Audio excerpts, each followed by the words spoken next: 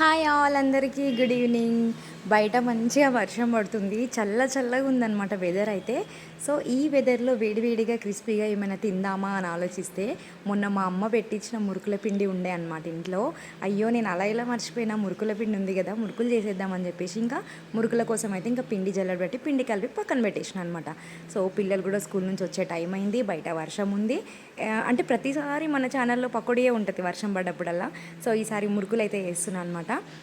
అంటే చాలా పిండి ఉండే, కొంచెం పిండి మాత్రమే కలిపిన ప్రజెంట్ ఇప్పటి వరకు అని చెప్పేసి ఇంకా తొందరగా మురుకులు అయితే వేసేసి పిల్లల కోసం అయితే నేను వెయిట్ చేస్తున్నాను అనమాట.